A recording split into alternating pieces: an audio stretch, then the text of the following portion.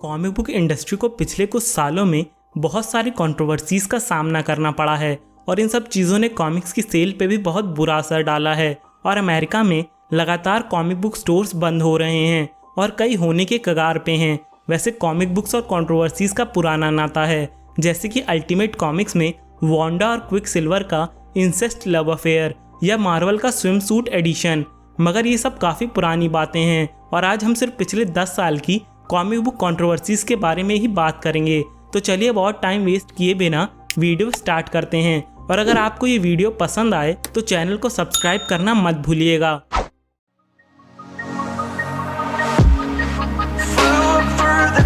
At night was born to fight. Mythical, so mystical, think what you like. You could be the sword, the shield, defender.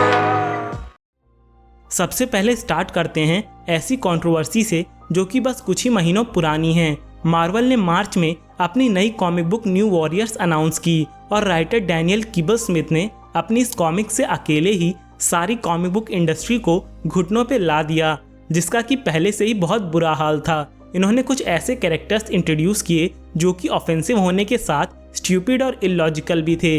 ये characters थे snowflake, safe space, B negative, screen time और trailblazer. इनके नाम के ऊपर तो controversy थी ही, इनकी पावर्स भी बहुत ही इडियोटिक थीं। जैसे कि स्नोफ्लेक सिर्फ स्नो की शुरिकेन फेंक सकती है और उसका भाई सेफ स्पेस सिर्फ दूसरों की प्रोटेक्शन के लिए फोर्स फील्ड यूज कर सकता है, मतलब कि अगर ये अकेला हो तो कोई भी इसे मार के चला जाए।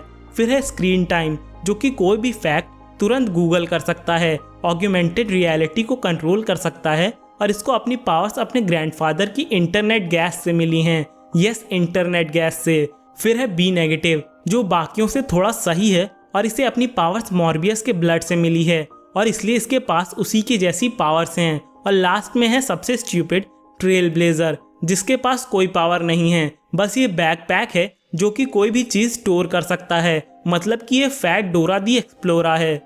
बैटमैन डैम्ड एक बहुत ही अच्छी कॉमिक बुक सीरीज है और ये डीसी कॉमिक्स की ब्लैक लेबल ग्राफिक नॉवेल्स का हिस्सा है और ब्लैक लेबल में सारी आर रेटेड यानी 18+ चीजें इंक्लूडेड होती हैं और बैटमैन डैम्ड में भी ये सारी चीजें इंक्लूडेड थीं और इसने डीसी फैंस को 2 कम्युनिटीज में डिवाइड कर दिया। बैटमैन डैम्ड के शुरू के इश्यूज में बैटमैन को पूरा न्यूड दिखाया गया, मतलब कि पूरे आगे के पार्ट्स के साथ, और डीसी का ये डार्क टोन कुछ फैंस को पसंद नहीं आया।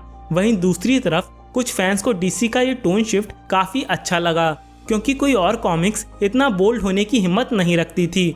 पर डीसी ने चीज़ें तब और कॉम्प्लिकेटेड कर दी जब आगे के इश्यूज में बैटमैन के उन पार्ट्स को सेंसर किया जाने लगा और फैंस में फिर से डिबेट शुरू हो गई कि कॉमिक्स में क्या इंक्लूडेड होना चाहिए और क्या नहीं।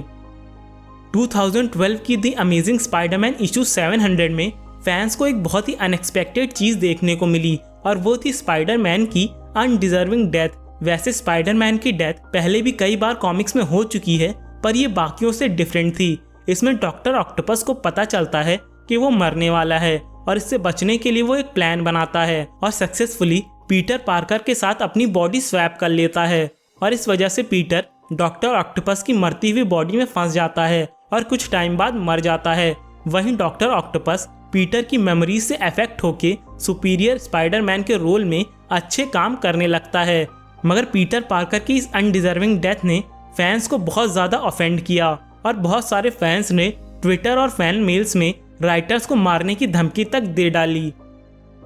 कॉमिक बुक एक बहुत ही पावरफुल मीडियम है जो कि लाखों लोगों तक पहुंचती है और बहुत सारे लोग उससे इन्फ्लुएंस होते हैं, इसलिए कॉमिक बुक पब्लिशर्स को बहुत ही संभल के चीज़ें पब्लिश करनी पड़ती हैं और देखना पड़ता है कि वो अपनी कॉमिक से क्या मैसेज दे रहे हैं। 2017 की एक्समैन गोल्ड कॉमिक बुक में इंडोनेशियन राइटर एड्रियन स्याफ ने एक होली बुक के कुछ ऐसे नंबर्स एक्समैन गोल्ड में इंक्लूड कर दिए थे जो कि दूसरे रिलीजन के जेनोसाइड और इंडोनेशियन गवर्नमेंट के खिलाफ टारगेटेड थे और ये नंबर्स मार्वल के एडिटर्स को नॉर्मल नंबर लगे। मगर जब इंडोनेशियन लोगों और गवर्नमेंट को इस बारे में पता चला तो काफ़ी बड़ी कंट्रोवर्सी खड़ी हुई और मार्वल को पब्लिकली स्टेटमेंट देके माफ़ी मांगनी पड़ी। साथ ही मार्वल ने एड्रियन स्याफ को भी मार्वल कॉमिक्स से बाहर निकाल दिया और उसका कॉन्ट्रैक्ट टर्मिनेट कर दिया। तो नंबर 1 पे है 2011 की बैटमैन होली टेरर और ये नंबर 1 पे इसलिए है क्योंकि ये सबसे रेसिस्ट, कंट्रोवर्शियल और ऑफेंसिव कॉमिक बुक है हमारी लिस्ट में। और ये किसी अननोन कॉमिक बुक राइटर ने नहीं लिखी, बल्कि इसे comic book legend Frank Miller ने लिखा था, जिन्होंने द डार्क नाइट राइजेस, 300 और सिन सिटी जैसी अवार्ड विनिंग कॉमिक्स लिखी हैं। बैटमैन होली टेरर में एक पर्टिकुलर रिलीजन को बहुत ही रेसिस्ट और एंटी ह्यूमैनिटेरियन दिखाया गया है और इस रिलीजन के लोगों ने दुनिया में डेथ और डिस्ट्रक्शन फैला रखा है और सिर्फ ये एक वाइट डूड ही दुनिया को बचा सकता है। इस कॉमिक्स के पब्लिश होने के बाद काफी कंट्रोवर्सी खड़ी हुई और फ्रैंक मिलर की रेपुटेशन भी गिर गई और उन्हें माफी मांगनी पड़ी। फ्रैंक मिलर जैसे लेजेंड जो कि 30 साल से भी ज्यादा कॉमिक बुक इंडस्ट्री में रह चुके हैं, उनसे ऐसी चीजें होना अनएक्सपेक्टेड हैं, क्योंकि वो भी अच्छे से जानते हैं कि उनकी कॉमिक्स लोगों को कितना इन्फ्लुएंस करती हैं और लोगों के मन में एक पर्टिकुलर रिलीजन के खिलाफ नेगेटिव ओपिनियन बना सकती हैं।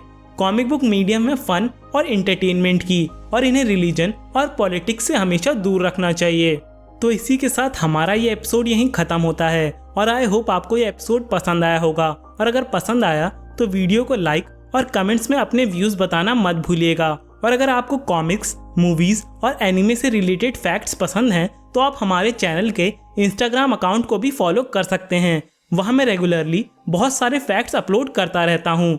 साथ ही अगर आप चैनल पे नए हैं तो ऐसे और भी ऑसम वीडियोस के लिए चैनल को सब्सक्राइब करना और बेल आइकन दबा के नोटिफिकेशन ऑन करना मत भूलिएगा। तो फिर मिलते हैं अगले एपिसोड में। Thank you and good bye.